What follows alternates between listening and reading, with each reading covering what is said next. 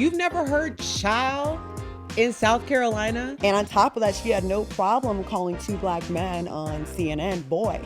This is what Lord, okay. Help me, Jesus. Say it. Let me translate. You say it and I'll translate it for the streets. I'm Claudia. sad I'm not getting dick, and I'm just sad at the world. Well, I'm going to pray on that. You're going to pray for me to get dick? Yes.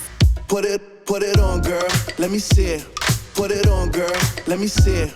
Hey everybody, welcome to another fresh episode of Accidentally Informed. I am Claudia Jordan, and this is the beautiful Erica Cobb. Not just beautiful, and smart. Well, thank you. And kind. Just everything. Samesies. How are you? I'm doing so good. Considering. Yeah, I mean, there's a lot happening in the world, but I was in Mexico for a wellness trip, which was also a work trip, but I feel I'm very zen right now.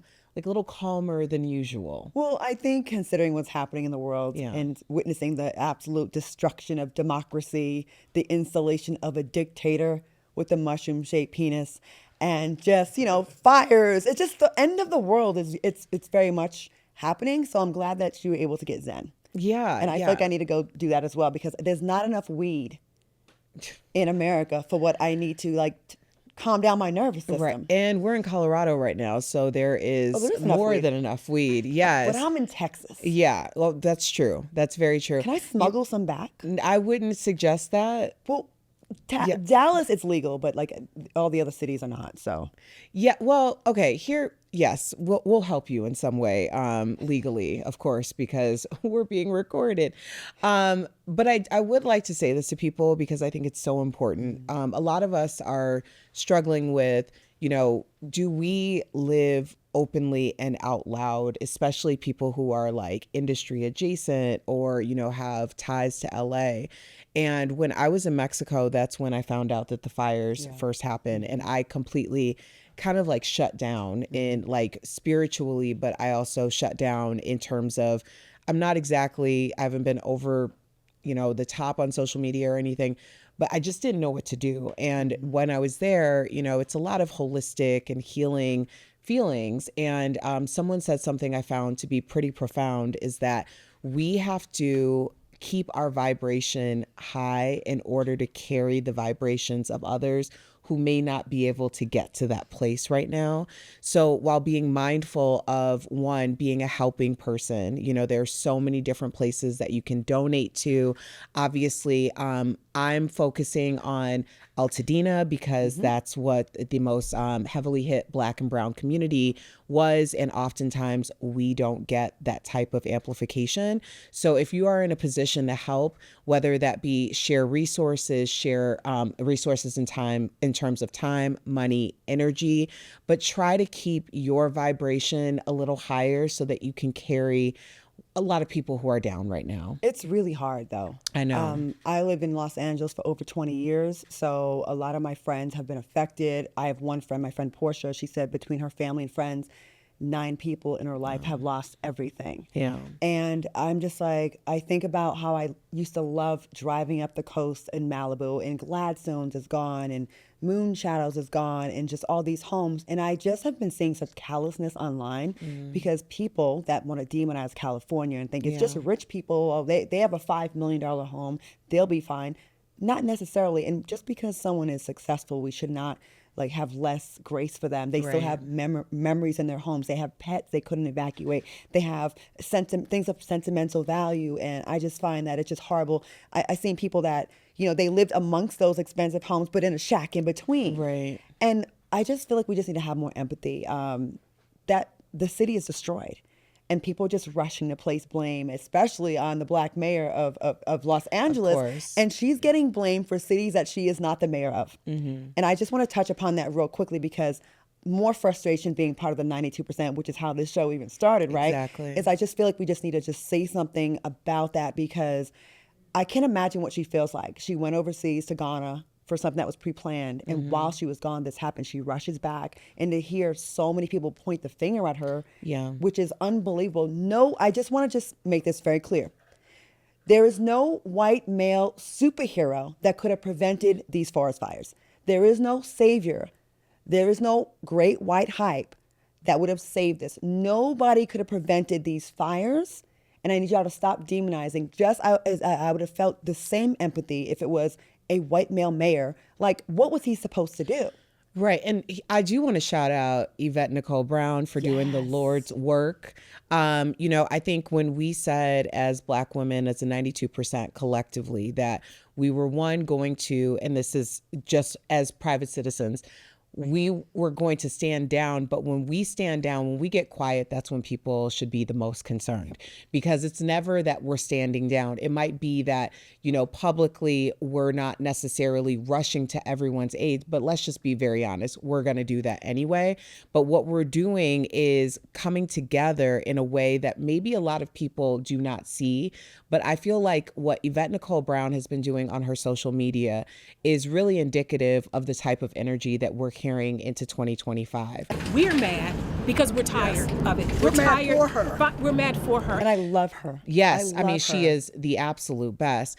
But what she has done, and so many other people who have platforms, big and small, are doing, is like, not on our watch. We are not going to allow you to villainize a Black woman in power simply because you think that she's weak and vulnerable as a Black woman in power. Now, of course, no one wants to be the forward-facing person of anything that has to do with a catastrophe. But what we're not going to do is place blame where blame is not deserved. There's cities that she's not the mayor of. I know. And where was the same energy for the governor of Florida, Ron DeSantis, when the hurricanes hit, when buildings are collapsing? Once again, as much as I despise Ron DeSantis, it is not his fault that a hurricane hits his state. It's how they handle it after the fact. Yeah. But we cannot blame an individual for a natural disaster. And I just want to get that out the way, off the top. I appreciate that. Yeah, and again, Yvette Nicole Brown, you've come up to me when you see me and you said, I see you and what you're doing. And she's personally poured into me, and I want to send her this clip. We appreciate what you were doing, and we need more of that. Kim Whitley as well.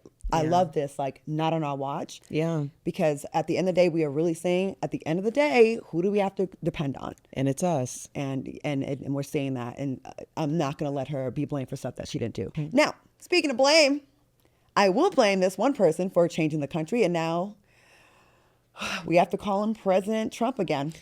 Yeah, and in the interest of transparency, we are a few days ahead of the inauguration in terms of when we're filming this. So if anything crazy pops off, we'll have to catch that on the back end. But I think that a lot of people are feeling exactly what you were saying earlier. Like, there's this 1, 2, 3 knockout punch of things that, one, they didn't sign up for necessarily, that they were victimized by. And I think that going back to the idea of how the 92% are showing up or not, it is interesting. It's an interesting thing to talk about.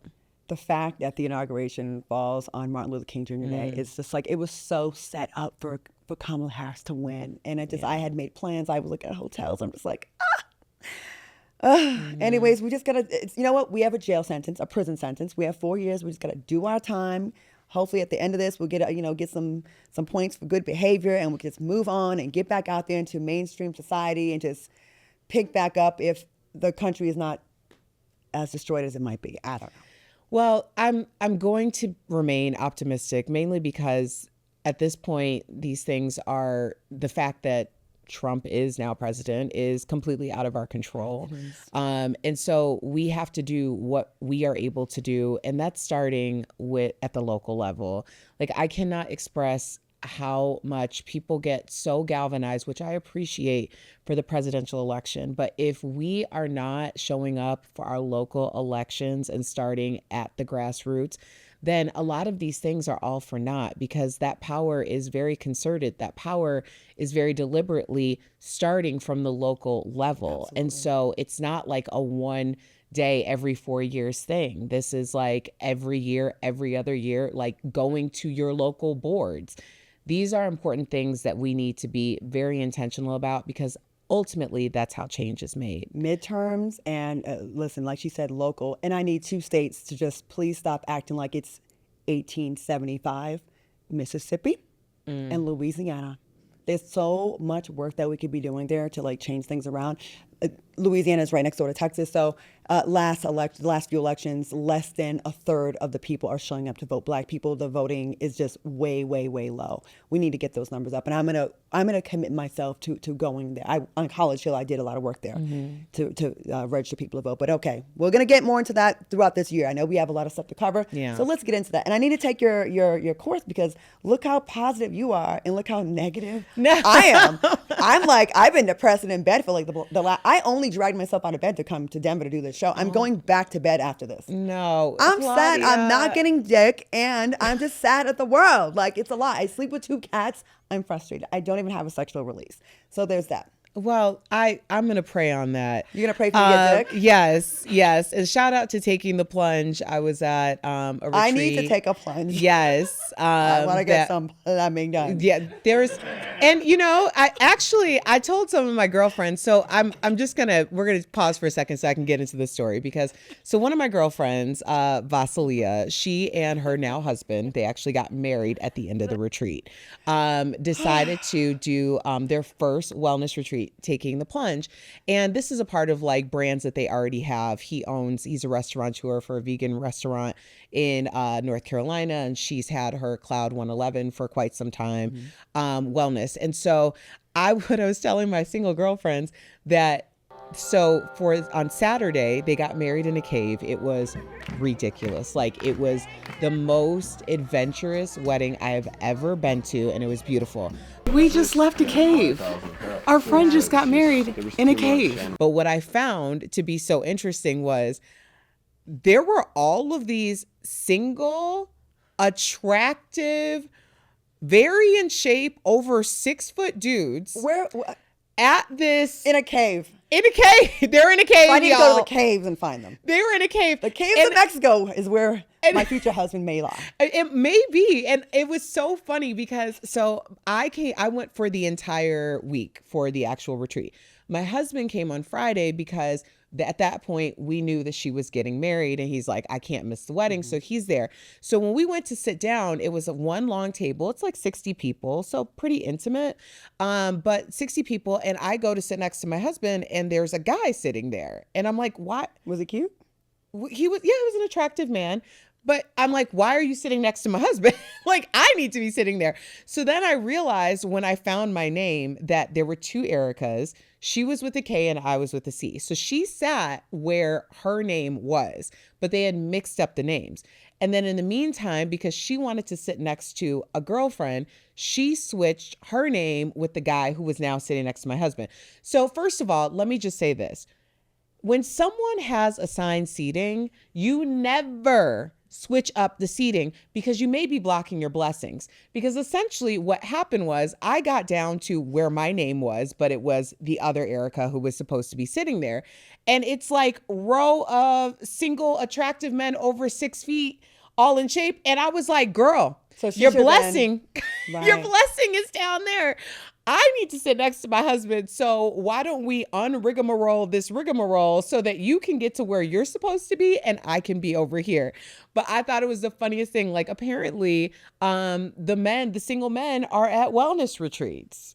Good to know. So I might have to go down there and smoke a little ayahuasca and get me a dude. Yeah. Did I say it right? Ayahuasca. But okay. All right. Okay. Onomatopoeia. So, okay, I do want to try one of those. I know I touched upon it like jokingly, but I have been feeling like down lately. I'm someone that is used to the chaos. And when it slows down, I have time to just be like, woe is me. And I don't want to be like that because I've experienced depression in my life before where it got to a point where I had to take medication for a month. Yeah. And so I recognized when I started going there, like I need constant stimulation, like positive, something happening. I need something on the horizon where I start like feeling bad. So I have to like make myself do stuff. So I'm interested in doing something like that because it's going to be hard. We're going to have to really be conscious of our mental health in the next few years. I know I'm not alone. And a lot of us are feeling that way. You know, our country, as we know it, is changing right in front of our eyes. So, all right, let's get into some things with our country. There was a showdown between Nancy Dogface Mace and Jasmine, my Shiro Crockett of Texas. Mace challenged Jasmine to take it outside, right? So that people will feel threatened. And child, listen, I want y'all I to am tell no me child. whether or Do not. not call me a child. You want to take it outside? Mr. Chairman, the committee is not in order. And y'all, I went on Twitter, X, the social media platform of the KKK, and everyone was calling her ghetto, calling Jasmine Crockett ghetto and trash. But it was Nancy Dogface Mace that was the one that said, let's take it outside. Yeah. And she didn't understand that child didn't mean child. Yes. What do you think about that? One, like, who doesn't understand that child? Nancy Mace is in South Carolina. You've never heard child in South Carolina? And on top of that, she had no problem calling two black men on CNN boy. She disrespected Michael Eric Dyson, I believe it was, and Charles Bowe, I think. She's been disrespectful. She understands she said boy to them, but she doesn't understand child. I think she does understand, and she just does. She picks and chooses, and she like threw her little, jabs and then hit her hands. Well, it's the hypocrisy of projection for me. Because when you're giving certain energy, then when something comes your way, that's your first thought. It's the energy that you're giving. That's the reason why she got so offended. You also have to consider that Nancy Mace first came into, the public sphere because she was in the talks for potentially being one of Trump's running mates for VP. So a lot of the antics that she had pulled, and this isn't the first time that we're talking about her for antics, not policy, not what she's doing for her constituency, because she also went on to say that she believes that Jasmine Crockett is actually auditioning for The View. No, child, that's you auditioning for The View. That's the reason why anytime we hear about you really in the public sphere, it's always you showing your ass. Well, her arm is literally in a sling because she said someone damn near broke her arm with a handshake. Like that's what she has of the sling. Like have you seen her from full-length photos of her walking down the hall? She's got her arm on a sling. She's got all these age spots and weird bruises on her legs, but you think you're going to take it outside. Like she's just talking big to play to the MAGA base. Like, oh, she checked that black woman. She got her and put her in her place. Twitter, if you have not been on there lately, it is horrific what they're saying and it's disgusting, but Jasmine seemed very unaffected. Like she was kind of laughing it off. Like, of course, let her show her face. Like, just show your ass. Well, Jasmine Crockett has been through. This is what Lord, okay, help me, Jesus. Say it. I really don't get. It's like you are so ill prepared for this conversation. You are Nancy? so ill prepared, right, for these fights. And the people who are the most ill prepared always wants to start stuff. Like, I'm very much don't start none, won't be none. But when you're have a chihuahua just constantly coming at you, it's clearly if you're going to fall apart and dissipate over a handshake, then you're not prepared for any type of confrontation. No. Not that it would or should ever get physical in this realm or any realm, but just the idea that you're going to propose that someone takes something outside. To do what? Apparently, girl, the wind could take you. Yeah. So what are we even talking about here? She ain't but 98 pounds. She's a lightweight. She's like skin and bones and a big mouth, And Nancy Mace, you're probably watching because I think you're low key obsessed with black women. You always try to pick a fight. You always have a problem in the way you're just trying to come for Jasmine because she's one of the most popular members of the House. Exactly. So now you're trying to have your moment. You're trying to be the new Marjorie Taylor Greene. So I just want to say the Republican Party in the House of Representatives have displayed some of the most ghetto, hood rat, trailer park behavior I've ever seen. And it makes it really hard. Democrats want to go high and all this. No more. There's no more. When they go low, we take it to hell. There's no more it doesn't work anymore. Unfortunately, we're in a place where it's not even respected or appreciated. When you take the high road, you're almost deemed weak. So we have to fight fire with fire for a small phase, and hopefully we'll get back to civility and watching a Congress that we can be proud of. But right now, we're in the trenches, and you can't deal with these people. You can't deal with these ignorant, low IQ, trashy, classless people with class because it goes above their head. Mm-hmm. They don't understand half the vocabulary words you're using. They're just grunts. Look at the Marjorie Taylor Greenes and the Nancy Maces and the other one from Colorado. The other heifer. All these damn near failed OnlyFans escorts, you know what I mean? Like failed escorts giving blowjobs and hand jobs in movie theaters, and now you're in Congress because some people think you're cute. Very clear. Allegedly. Let me just be clear. I would just want to make sure that we're being accurate. Lauren Boebert was at DCPA, which is Denver Center of Performing Arts, and she was utilizing her hands, not her mouth, and vaping in her But she was vaping? Yes. On a dick? No. Wasn't she giving a hand job? Apparently, she was using her hands on something. A yes, penis. I guess. Let me translate. You say it and I'll translate it for the streets. You say it real proper and I'll translate it for the streets. Go ahead. So she was wearing a gold bandage dress. She was in some cheap ass Shein, Forever 21. With a guy that apparently she had seen maybe once. With a guy she met online that was paying for her services, probably through, I don't know, a back page or something. I don't know. Apparently she had gone to, I'm assuming there's so many places in that area. Maybe she was like super high end and stopped by Four Seasons for a martini. She went to some raggedy hotel for some beer. Okay. And then they were watching the show at Denver Center of Performing Arts, which is a very beautiful, it's one of our gems here in Denver. They went to a movie theater because they probably both have spouses and she wanted to go rub on his dick where no one could see them and they were in the dark. And then she was vaping in the middle of said theater. She sucked his dick and tried to act like she was vaping. She had her mouth on something and was inhaling, but it was not smoke. It was the dick. And they were escorted out and it was caught on camera. And she's an escort. And this, ladies and gentlemen, is someone that's representing the party of Christian values. Of course, Republican Party. This is how they are. So I'm glad that we got that. We should do these translations every show. Okay, all right. Do that from now on. Sounds good. It's a new segment. Sounds good. Translation. We call that. Okay, great. I like that because we can satisfy both sides. Right, accidentally translated. All right, moving on. A reminder to our viewers that you're listening and watching Accidentally Informed. Don't forget to like this podcast and follow us on social media and tell a friend. Yes, tell all your friends. Right, especially people that like to be in dark theaters. Yeah. They need it the most. Okay, let's get on to our next topic. All right, with Republicans leading the charge, there's some bills that are making the rounds that I'd like to get your opinion on. First, divorce in Oklahoma could be a lot harder. Oklahoma's doing a lot of wild stuff right now. It's unbelievable what they're trying to do. Senate Bill 228, known as the Covenant Marriage Act, would require couples to sign a declaration of intent to marry, and divorce would only be granted if one spouse proves abandonment for a year, abuse, or adultery. Now, it would be mandatory counseling for any other marital struggles. So once again, making it more difficult. It's funny because the Republicans have bragged about being the party of less government, but they can't stop telling women what to do. Yeah, it's like, what's this laissez-faire? Like, I thought we were like government hands off, and now like you're literally in folks' homes. I find this to be problematic for so many reasons. Obviously, most people who are listening to this are very like-minded, so obviously this is very problematic. But one thing I really take issue with is abuse.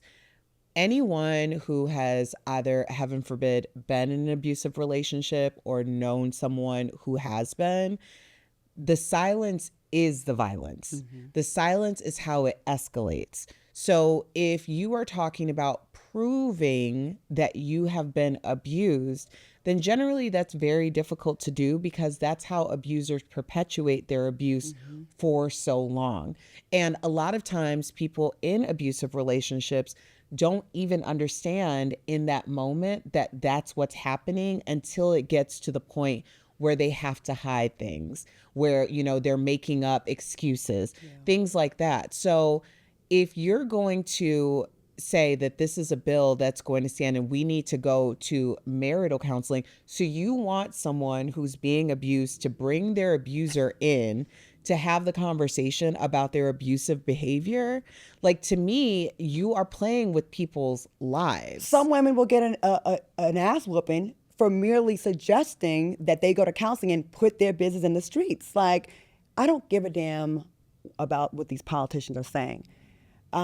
If I want to get out of a relationship for whatever reason, I may just change my mind. That is on me. That is my prerogative. You complain about what's happening in other oppressive countries, right, overseas, and what you deem like the Muslims, what Islam does to women, and they're so controlling. But then we have our own little situation here where it's, do you hate it or do you like it? Because it seems like you're embracing the things that America claims they don't like. Right. The oppression of women, taking away rights. You can't do this, you can't do that. So which is it? The fact that you have to prove your abuse to the government or to another entity, you don't know what's going on in my home. Right. And if I say I'm going through it, if I need to get out of it, I need to get out of it, period. And it's giving that this party has become a party of loser men with low self-esteem that are on this macho, yeah, your body, my choice, and I get to run the show, and you can never leave me. If you're such a good dude, you wouldn't worry about these things because your woman wouldn't want to leave you. The fact that you're putting all these like safety measures in place that a woman can't leave you. Well, and also, we're hearing like, I mean, just think about, first of all, you have to be very clear that even when we're talking about abortion, it's never going to be that people of means or power aren't going to have access to safe abortions. When we're talking about marriage protection, it's never about people of means and power, because we're listening to, live swearing-ins or live, what was it? What's his name? Rutledge? Oh, Hezbollah. Oh, yeah. That one who got the second wife pregnant, but the third wife pregnant when he was married to the second wife. And then there was the sexual assault allegations. Like, those people feel like none of this stuff applies to me. So Trump is on his third marriage. Right. So when it comes down to it, also, like, let's be all the way 100. It's like, we could be talking about abuse or just talk about a divorce. Like, we have both been divorced. Mm-hmm. When I got a divorce, it wasn't as though like one day I just woke up and said, hey, I'm going to get a divorce. Like, we tried to work it out. Then more things started to happen. Then we're at the point where we're separated, but we can't afford to not live together. Mm-hmm. There are so many things. People have children where you're like, I have to keep this family under the same roof because that's the only way that we're going to be able to feed our children. And then something might happen along the lines of, oh, well, this person got a job or got a promotion, or we're able to sever this family or sever this relationship. Okay, well, those things make sense because that's how life works. How life doesn't work is, hey, we're having issues. We believe we're on the path to divorce.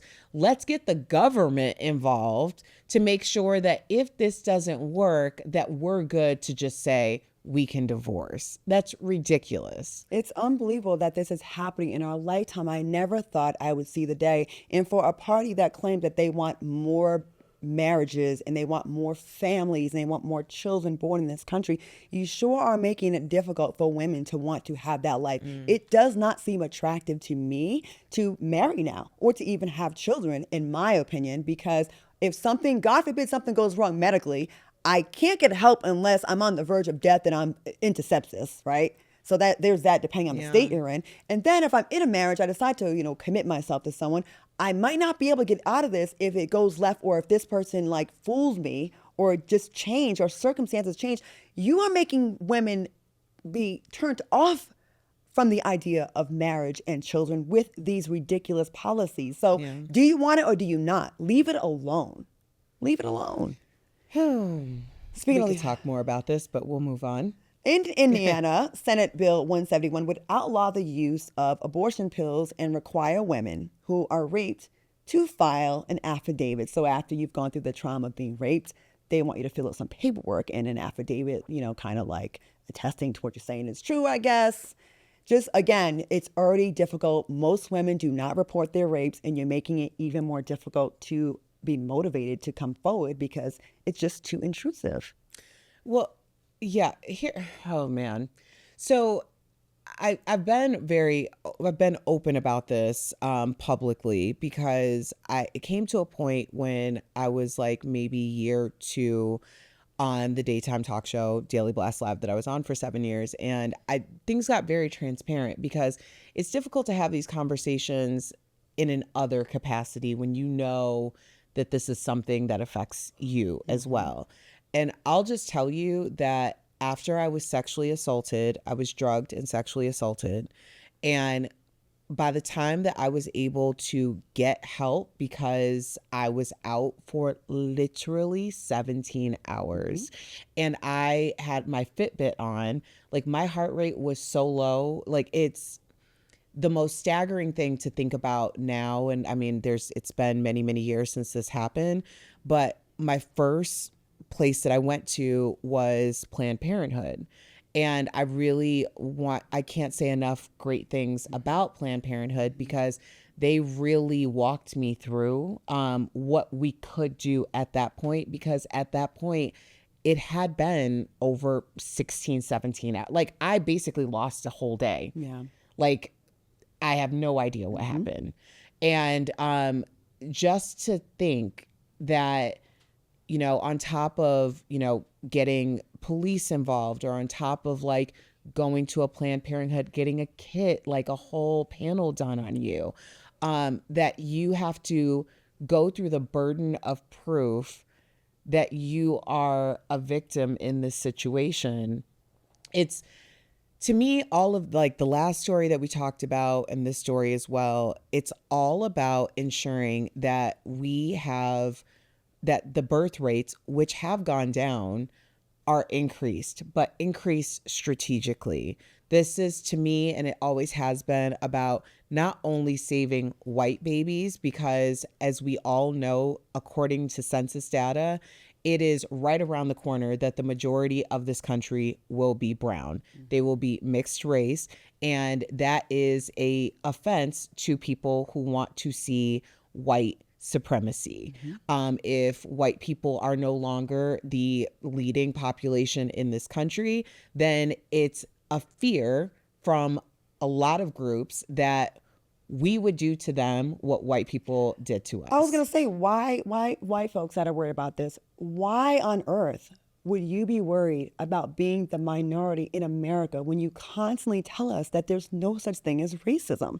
I mean, if it's so amazing and it never happens, then why would you even have to worry? Like, if you tell us to our faces constantly that you don't know what we're talking about, that it doesn't exist. So with that being said, you should have no worries because everything is so fair. There's no need for DEI. There's no need for any programs. There's no need for affirmative action because you guys have been so fair in not being gatekeepers. So why are you worried? What's to worry about if it's such an amazing place to live? Like, I don't get why. Why are you tripping? And I'm, of course, being sarcastic right now. Right. But I think that it also just goes to show, when we were talking, you know, shortly after the election, that's why for people who are truly outspoken, in the front leading allies, that's the reason why the pushback and the backlash from people who may look like you, but in terms of ideology do not share those same ideology, because you're almost considered like a Benedict, you're considered a traitor. To be quite honest. And it's very difficult because now it's like when the call is coming from inside of the house, on either way, you can really apply this to any demographic. When you have a demographic and your makeup is where you're similar aesthetically, it's very difficult to call out like this person is for my ideology versus this person is against my ideology. And I think for the first time in American history, there is this pull when it comes to people who believe that progress is built on diversity and integration and the idea of people being able to bring different ideas to the table versus people who are like, I have to hold on to self-preservation of my people. Right.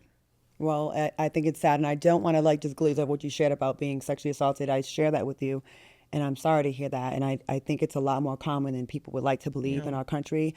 And that's why you got to leave these things alone. And no matter, like, it should not matter to y'all. It's none of your business. It's her business. It's my business. It's the woman that's affected's business.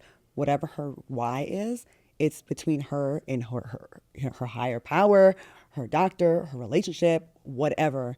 And stop meddling in other people's lives. And I just feel like America just become almost unrecognizable what we're doing. I'm so glad for Planned Parenthood as well. I was 18 when my sexual assault happened one day after graduation, and I got pregnant. I had to walk past protesters and because awful things being shown to me, and they were so kind to me, and they took care of me. They didn't push abortion on me, but they were there for an option. I don't know how my life would have if I would have had to continue the trauma of carrying through with that, bringing that pregnancy to term, and let me deal with that, with my conscience, which I do not feel bad about it at all. Mm-hmm. I do not. I think a baby that was conceived through hate and violence, that's not how I want to bring a child into the world, and that's not how I want to be a mom. Judge me all you want to. I really don't give a damn. So yeah, there's that. Yeah. All right. So Indiana House Bill 1173 would prevent universities from offering race-based scholarships. Colleges wouldn't be able to use an applicant's race, color, or ethnicity to make decisions concerning admission, scholarships, or financial aid.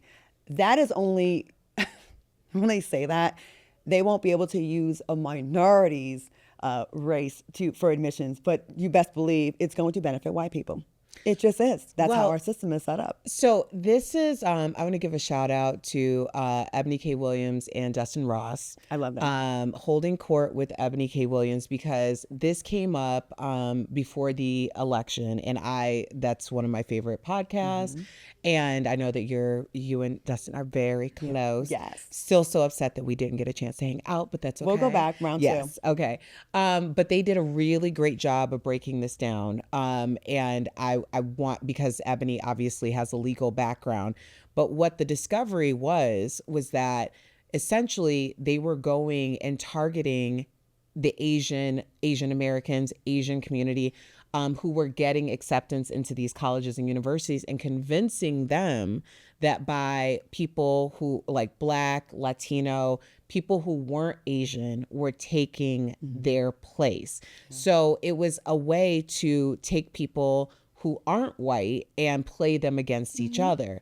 But what ended up happening was the Asian community, in terms of enrollment, suffered the most. Sure did. Because it gave room for more people who were, just to be honest, and I am going to be very honest about this, for legacy. Now, when legacy students come into a university, generally that means that either your mother, your father, someone in your family went to that university. Translation, when rich white people go to these prestigious universities, their kids get to go in and they get to bypass some of these standards that they would have to raise all the way up for other people, but they get to get in on the basis of last name or who donated to that school. It is affirmative action for them.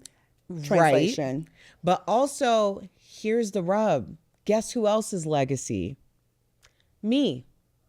So you got to keep in mind that in terms of like these numbers and stuff, how many of our parents have gone into the academic system? My mother has been, my mother is now a retired a college professor, professor emeritus, which is the highest standard of retirement that any professor can get. But you're starting to see that legacy, and although you're absolutely right, and historically speaking, that has been the case, but legacy students are going to look a lot different, especially in the coming generations. So I think when we're talking about, you think more Black kids will get in or not? I think that people are ignoring the numbers. Because I know it went down at Harvard when it comes to Black students. That definitely went down. I think they said it like half of them now. Yeah. And also, I do wonder, there's a few things I wonder about this here, because I think that it's always shocking when they're like, oh, it's, and then it's about the legacy or whatever. I'm like, I'm a legacy kid. I had all the grades and I had the test scores to get into the university I went into. But I think you're still the minority, right? You're still right. No, definitely. Far. I'm not saying that everybody, has it's like somebody to bring them in.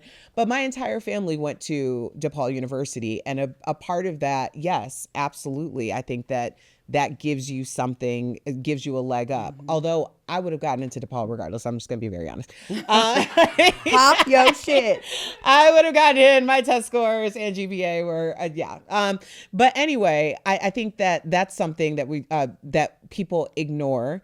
But I do think that the idea of Black and brown people being, or, people who aren't white being penned against each other in order to push these initiatives through, now we're seeing the numbers. I'm curious, though, because college, just especially in the past 10 years, has been so devalued because people are realizing that they do not need to go to a prestigious 4-year university in order to make a life for themselves. In fact, a lot of people are realizing that after graduating from these very prestigious or 4-year universities with hundreds of thousands of dollars in debt, but getting jobs that are starting out at $40,000, $50,000 a year, that they were given the ill setup from the beginning. Yeah. So I wonder if some of the enrollment numbers too, or, just application numbers in general, are because people are realizing that if you need a master's or if you need a undergrad degree, it doesn't necessarily have to come from this particular place in order to do that. I think people are getting more savvy about how they're going about their education, and they're not spending 4 years kicking it because they realize that that is the most expensive 4 years of their lives. Yeah, it's definitely ridiculous. And I mean, it's bittersweet, right? I think I got a lot from the college experience outside of the classroom. That's when I learned the most about like different cultures, different types of where people grew up in different parts of the country. And like it expanded my worldview of people, like coming from the smallest state. I that was the valuable part to me. But then I left with all this debt, right? But people are figuring out different ways now. And, it's just sad to me that what is happening right now. It's just across the board, and I regret, in a way, kind of going to college. Had I known back in the day that one day OnlyFans would come along, I would have focused more time on working out and like getting my waist snatched and less time with college, because there's girls making $4 million a month on OnlyFans. And, I could have rocked the mic or done something. I don't know. Maybe Not rock the mic. I don't know what innuendo. I mean, speaking. But yeah. Yeah. Well, here's the thing. When we were growing up, we were told that you have to have a college education in order to be successful. You don't. But the truth is, I did my 4.5, maybe 5 years of college. But my biggest education really came from outside of the university. I was able to attend a university in the heart of downtown Chicago. And because of that, it opened my eyes, as much as you were saying, to different people. It gave me independence that I did not understand before. And it made me less scared of like going out into the world, exploring new opportunities. But the truth is, I have been in media since 1999, 2000. And I have worked side by side with people who never graduated from high school, people who maybe went to college and didn't finish college, never went to college. And these are people who were making a lot more money than I was making. And I don't think that I have ever even applied for a job where they asked me, did you go to college? I've been working in media for 25 years. So basically we wasted our time. We did. And I just paid off my student loan. I paid off my student loan in 2020. 2020. That was 5 years ago. Erica, you could have been doing OnlyFans. I don't know if I could have done OnlyFans. You don't have to be naked. It could be other things. I'm not interesting in that way. That's something that I've just come to understand about myself. Let the market determine that. You don't know this. I'm just saying, listen, the colleges, they want to act funny with us and we don't want to let this percentage of people in. We want to lower this. Okay, fine. People are making money in other ways. If you keep it up, you're going to turn up a lot of people that could be putting dollars into your schools, and they're finding other ways to make money. We're seeing that a lot of this, it doesn't all work out. Like, there's not this formula where you have to go to high school, go to college, graduate, and then you get the job. People are forgoing that, and they're making money. So, hey, keep up the bad work, colleges, and see what happens. And I'm here for it. Well, I'll give a shout out real quick because I think that this is really important too. When I was going through my setback season and I was like, okay, let me get motivated. Let me figure out, at that point, I didn't know if I would ever work in media again. So I told my mother, who I just mentioned was a professor at DePaul University. And I'm like, I'm going to apply for a master's program. Like, maybe I'll go back and get my MBA. And she's like, why? And I was like, well, I feel like I need more education. And she's like, for what? And I said, for whatever my next move or endeavor is going to be. And she's like, well, what is that? And I was like, well, I don't know. She goes, then you shouldn't go to school. And I was like, well, yeah, but when I went, she goes, yeah, you went to undergrad. You did what your dream was to pursue radio. You've been in media or whatever. She goes, you're not going to just go back to school to buy time. And I was like, all right, well, she's a professional and she's my mother. So of course I'm listening to her, and I didn't. But when I went back to school in September, it was so intentional. And I think this is where a lot of higher learning institutions and institutions that are able to be change makers like Goldman Sachs, like NYU Stern, which is the program I just graduated from, because there is intentionality behind, we are going to put you through this program because of something that you're already doing, a skill set that you already have, a business you already own, and we are going to show you how to make that better. And those are the programs, those are the offshoots, so to speak, that are out there that people need to really understand how that could benefit you and where you are in your life. Because a 4-year university or even a 2-year degree may not mean anything to you unless your skill set is so specific that you actually need those skills in order to acquire that job. But if you're someone who's creative, resourceful, you found out a way to make ends meet, and you just need some guidance in the business sense or the structural sense, look for programs like that, because a lot of times they're free. And a lot of times they're underserved or under enrolled in because people don't know they're out there. I agree with that. I don't want to be misunderstood. Of course, certain people stay your ass in school: doctors, dentists, lawyers, architects. Okay, people that are making my food, scientists. We need y'all to stay in school. But if you want to host a podcast, you'll be fine. Trust me. All right, this has been another episode of Accidentally Informed, where... Oh, sorry. Got something? You choked me up with, if you want to host a podcast, you'll be fine. Where we can't guarantee that you'll learn something, but you might. You might. Make sure you like, share, and follow. Please tell a friend, and please run those numbers up. And sponsors, if you want to sponsor us, we are accepting all your money. And please, and maybe a GoFundMe to keep me off of OnlyFans, because I'm not. Okay, but we can't flood GoFundMe because people have like real needs. So maybe we could do Cash App. Mine got suspended for fraud. All right, we'll see you next time on Accidentally Informed. It's a whole long show. I'll take a little. Bye. During the pandemic, there was some stuff that was going on in the money circles.